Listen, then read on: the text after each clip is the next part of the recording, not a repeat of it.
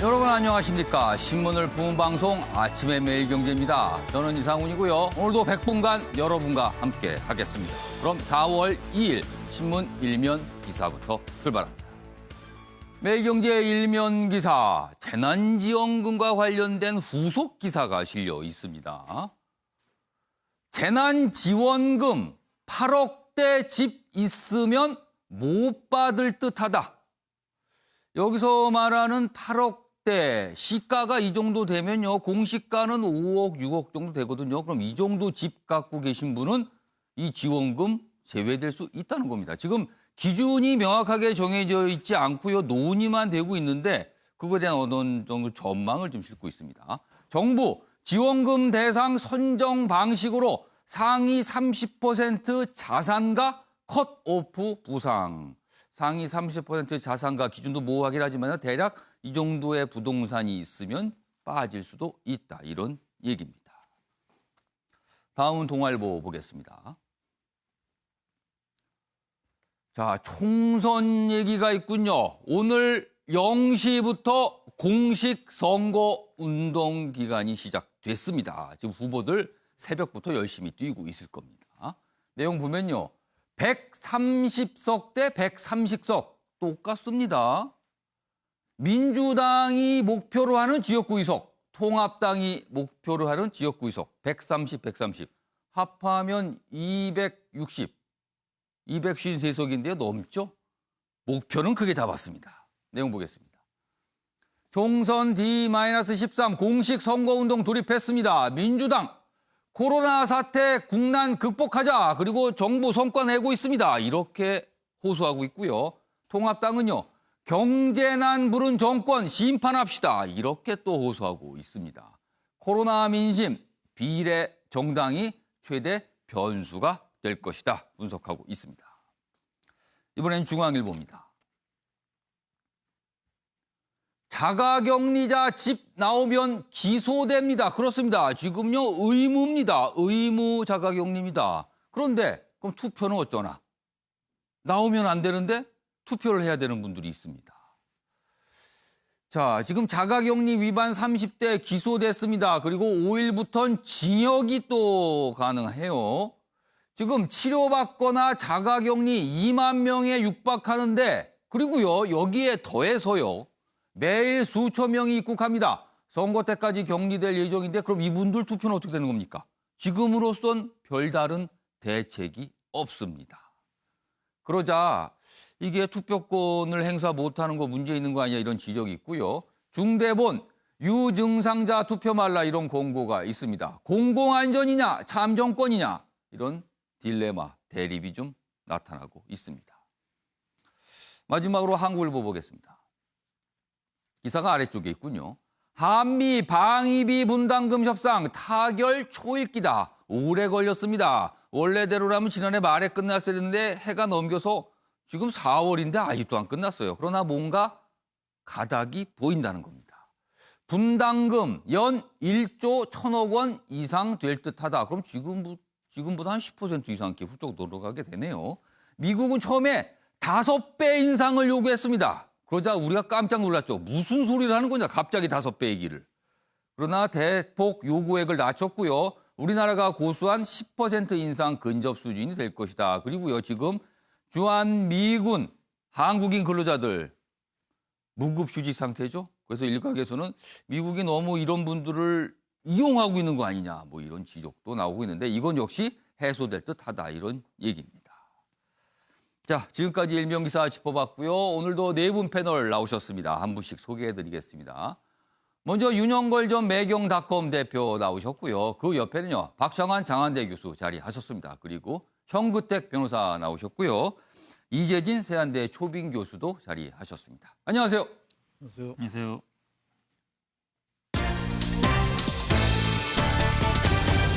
4월 2일 아침을 여는 키워드 4가지가 준비되어 있습니다. 첫 번째 키워드, 혈장 치료.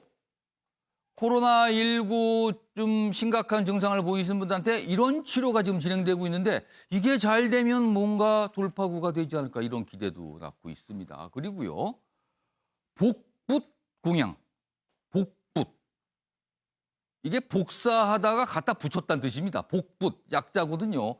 그런데 공약을 복붙했다는 얘기, 논란입니다. 호기심의 N번방. 이 얘기 잘못하셔갖고 지금 큰 논란이 일으키시는 분이 있습니다. 역시 정치권 소식이고요. 마지막 키워드는요. 검역 번아웃입니다. 지금 공항으로요. 해외에서 많은 사람 들어오고 있는데 다 격리, 자가격리 해야 되거나 아니면 검사해야 되거나 그렇다 보니까 공항 당국이 너무나 힘들어한다. 이런 기사도 오늘 실려 있습니다. 자, 이렇게 네 가지 키워드로 준비했고요. 첫 번째 이슈는요.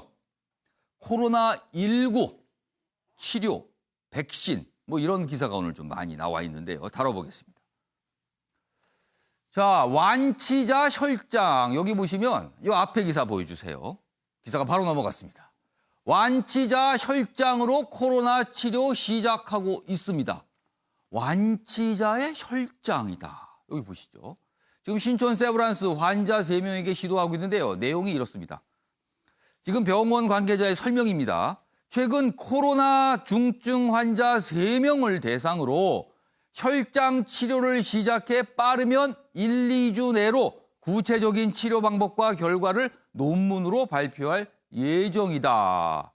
그러니까 완치자의 혈액에서 혈장을 뽑아내서 그 혈장을 지금 앓고 계신 분한테 투여를 하는 거죠. 이게 과연 어떤 효과를 보일 것인가. 과거에도 이런 혈장 치료 있었다고 하는데 이번에도 시도가 되고 있는 거거든요. 그렇다면 이게 만약에 좋은 성과를 낼 경우에는 뭔가 희망이 보일 수 있다. 이런 얘기가 됩니다. 자, 그럼 여기서요. 이와 관련된 이야기가 있습니다. 확인해 보겠습니다. 회복기 환자의 혈장 속에 들어있는 항체, 면역 항체가 중증 환자에게 수혈식으로 투입이 되었을 때 코로나19를 이겨낼 수 있지 않겠느냐는 그런 판단에서 진행을 하는 것입니다. 회복기에 있는 환자였던 분들의 동의를 구하고 또 그분들에 대한 여러 가지 검사를 거친 후에 일정 양의 혈장을 확보해서 혈장 치료는 이제 그 회복기 환자의 혈장을 채취를 해서 환자에게 이제 항체를 그 공급하는 그런 치료이고요. 메르스 때도 이제 그런 지침을 만든 게 있습니다. 그래서 현재 그 혈장 치료에 대한 지침을 마련을 하고 있는데요. 중증 환자에서 이제 치료해 볼 수 있는 그런 방법이기 때문에 그런 방법들에 대해서는 전문가들 의견을 좀 받아서 치료에 대한 지침이나 아니면 안전한 혈장을 확보하는 그런 안전 지침 같은 것들은 보완을 하도록 그렇게 하겠습니다. 자, 지금 진행 중인 혈장 치료 뭔가 우리에게 희망을 주고 있습니다. 이게 잘 되면 치료가 될 수 있다는 거 아닙니까? 그런데요. 백신과 관련해서는 조금 실망스러운 사항이 아닌가 싶습니다. 다음 기사 보겠습니다. 전문가들, 여기서 말한 전문가는 미국의 전문가들을 말합니다. 18개월 내 코로나 백신 개발 터무니없이 낙관적이다. 1년 6개월, 18개월. 그럼 안 되는 겁니까? 지금까지는 1년 6개월 정도면 뭐가 될 수 있다. 그리고 더 빨리 얘기하시는 분은요. 3, 4개월이면 뭔가 될 수 있다고까지 얘기를 했어요. 그럼 이게 안 되는 겁니까? 내용 보면은요. 전문가들은 이렇게 얘기합니다. 일반적으로는 8년에서 10년 정도 걸려야 됩니다라고 합니다. 안정성 검증 우선이다. 그렇죠. 백신을 너무 섣불리 만들었다가 이게 투여됐을 때 혹시 부작용 날 수도 있거든요. 그런 걱정이 있답니다. 그리고요. 여기 보면 파우치 소장 발언 뭐 이런 게 있는데 여기 소개가 돼 있습니다. 여기 보면 앤서니 파우치 미국 국립 알레르기 전염병 연구소 소장. 이분 굉장히 유명한 분이시죠? 뭐 강한 소신 발언도 하고. 근데 이분이요. 얼마 전에 코로나19 백신 개발에 1년에서 1년 반 정도 걸릴 것이다. 이렇게 얘기했습니다. 당시 왜 이런 발언이 나왔냐면요. 미국의 트럼프 대통령 3, 4개월이면 백신 뭐 만들 수 있다. 이런 식의 얘기하니까 이 파우치 소장이 이 얘기하는 겁니다. 그렇게는 안 됩니다. 1년 반 정도는 걸립니다. 라고 얘기해서 그런 줄 알았습니다. 그런데 다른 전문가들은 그것도 너무 빠르다고 얘기하고 있습니다.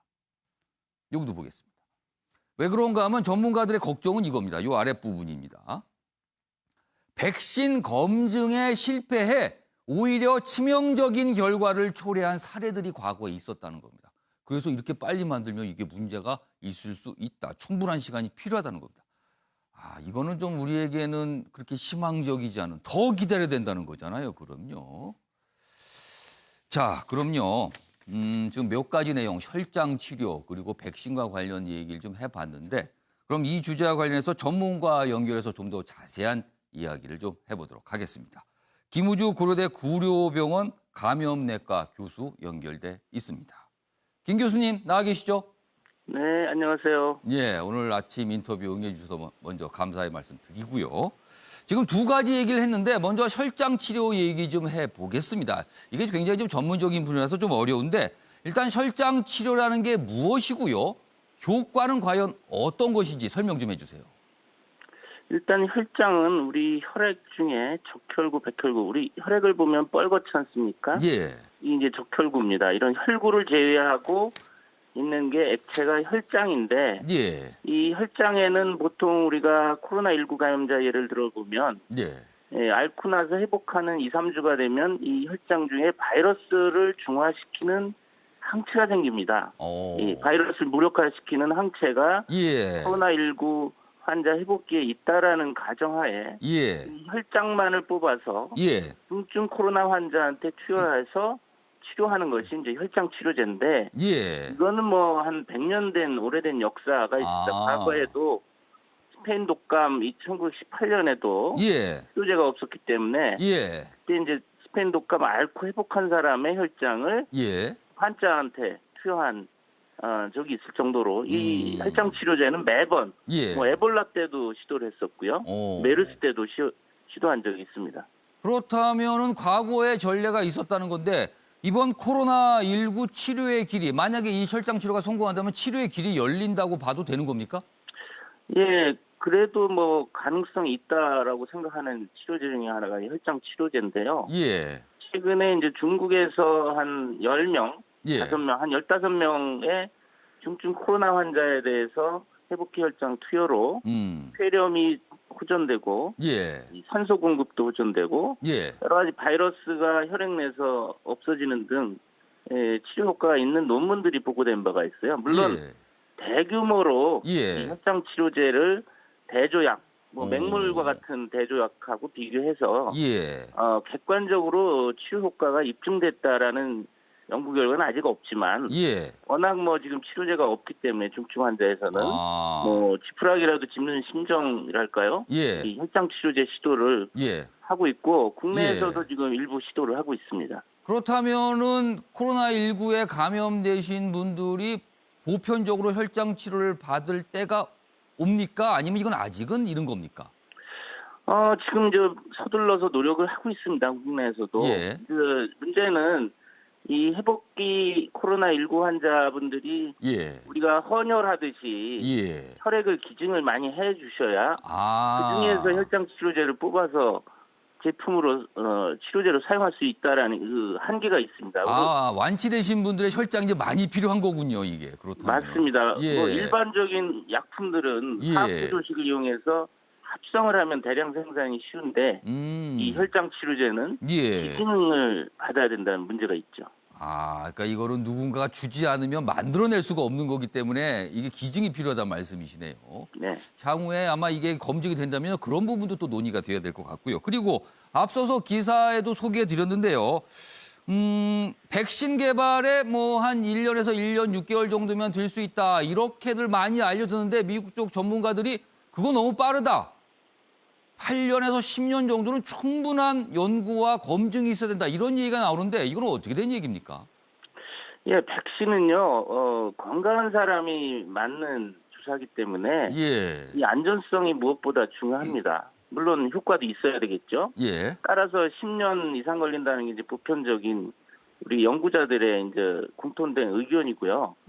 지금 미국하고 중국에서 3월 중순에 일단 시작을 했습니다. 예. 미국은 이제 국립감염병 알레르기 연구소 안토니 파우치 소장이 18개월에 뭐 그 성공 가능하다고 그랬는데 사실 그 앞에 단서를 들었어요. 단서요.